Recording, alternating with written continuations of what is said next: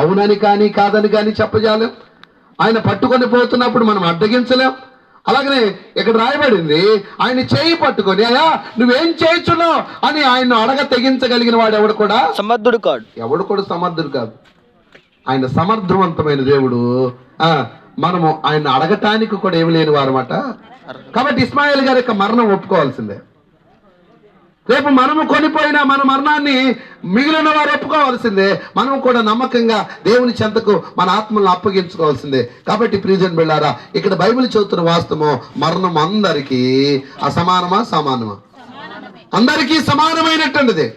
అందరము మరణం ముందు సామాన్యమైనటువంటి వారమే. కాబట్టి మరణాన్ని బట్టి మనము దేవుని చిత్తానికి లోబడాల్సింది. అయితే ఈ మరణాన్ని బట్టి నిరాశ పడిన అవసరం లేదు. ఇక అంతా అయిపోయింది, ఆశలన్నీ అడి ఆశలు అయిపోయినాయి కదా, నా జీవితం అంతా కూడా ఇంక చాలించిన తర్వాత ఇంకేముండదు అనుకోవటానికి లేదు. నేనంటాను, చేతుల్లో బైబిల్ పట్టుకున్నవారు, హృదయమందు వాక్యాన్ని బట్టి విశ్వాసం కలిగిన వారు, యేసుక్రీస్తు వారి యొక్క మరణ పునరుద్ధానాలు యందు నమ్మికతో రక్షించబడినటువంటి వారందరికీ లోకంలో ఎవ్వరికీ లేనటువంటి ఒక గొప్ప విశ్వాస నిరీక్షణలు ఉన్నాయి. ఏంటి అనంటే, మరణమే ముగింపు కాదు, మరణమే ముగింపు కాదు.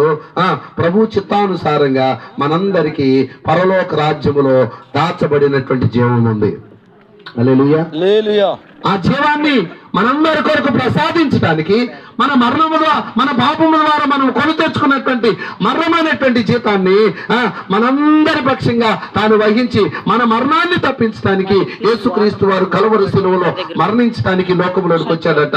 వచ్చినటువంటి యేసుక్రీస్తు వారు ఈ భూమి మీద ఉన్న కాలంలో ఆయన పరలోకానికి అనగా మరణ పునరుద్ధానాల తర్వాత ఆరోహణం అవ్వక ముందు ఆయన యోహాను సువార్త 14వ అధ్యాయంలో మొదటి 12 వచనాల్లో కొన్ని శ్రేష్టమైన మాటలు తెలియజేశారు.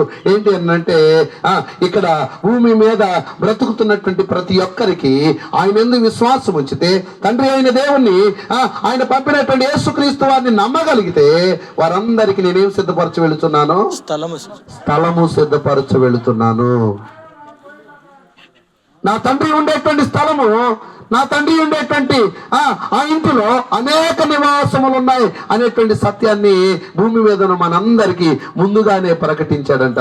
నేనంటాను ప్రియజన్ బిళ్ళారా, ఆయన ప్రకటించినటువంటి ఆ స్థలమును గూర్చినటువంటి సత్యమే మనకు సువార్తగా అందింది.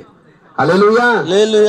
ఆయన స్థలమును ఆయన మనకు సిద్ధపరచబోతున్నటువంటి ఆయన నివాసమును కూర్చున్నటువంటి సత్యము ఏదైతే ముందుగానే 14వ అధ్యాయంలో తెలియపరిచాడో, ఆ సిద్ధపరచబడినటువంటి స్థలము కొరకు ఆయన ఏం చేశాడట? ఈ లోకములోనికి శరీరధారిగా వచ్చాడు. శరీరధారిగా వచ్చిన యేసుక్రీస్తు వారు దేవుడా, దేవుడు కాదా? పరలోకం ఇవ్వగలిగిన వాడా, ఇవ్వలేనటువంటి వాడా?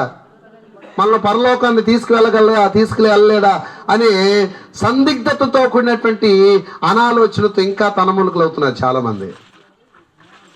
మనకు వచ్చినటువంటి డౌటే ఎవరికి వచ్చిందట? ఫిలిప్కి వచ్చిందట. ఏమని? అయ్యా నిన్నైతే మేము చూచాం, మరి తండ్రిని ఎప్పుడు చూపెడతావు అంటే, ఒకవేళ ఫిలిప్ అంతర్యంలో తండ్రి శక్తి చాలా గొప్పది, కుమారుడైన యేసుక్రీస్తు వారి యొక్క శక్తి కొద్దిగా తక్కువ అని అనుకుని ఉండాలి. కానీ ఫిలిప్పు యేసుక్రీస్తు వారి సత్యము ద్వారా బోధించబడిన వాస్తవం ఏంటంటే, తండ్రిలో నేనును నాలో తండ్రి ఉన్నాను, కాబట్టి నన్ను చూచిన వాడు ఎవరు చూచినట్లు? తండ్రిని చూచినట్లే. ఇప్పుడు చెప్పండి, తండ్రి అయిన దేవుని ప్రత్యక్షత తన కుమారుడైన యేసుక్రీస్తు ద్వారా మనకు అనుగ్రహించబడినటువంటి వాడే యేసుక్రీస్తు వారు. ఆయన ఈ లోకంలోనికి వచ్చి మనందరి పక్షంగా మరణించుడి చేత మనందరి కొరకు ఒక జీవ మార్గం ఏర్పాటు చేయబడింది. అందుకొరకే ఆ జీవానికి మార్గం ఏదో, ఆ జీవమును గురించిన సత్యం ఏదో ఆయన వివరిస్తూ, ఇప్పుడు తోమాకు కూడా ఈ సందేహం వచ్చిందట, నువ్వు వెళ్ళే స్థలానికి మెయిన్ రోడ్ రావాలి కదా, మరి నువ్వు వెళుతున్నటువంటి మార్గం మేము కనుక్కోవాలంటే ఎట్లాగా? అప్పుడు తోమాకు యేసుక్రీస్తు వారు చెప్పాడంట, ఆ మార్గం నువ్వు ఎక్కడెక్కడికో వెళ్ళి కనుక్కొని అవసరం లేదు, నీ ముందే ఉంది ఆ మార్గం. ఆ మార్గముల గురించిన సత్యం నీ ముందే ఉంది. ఆ మార్గంలో వెళితే కలగబోయేటువంటి జీవము ఇక్కడే ఉన్నాడు.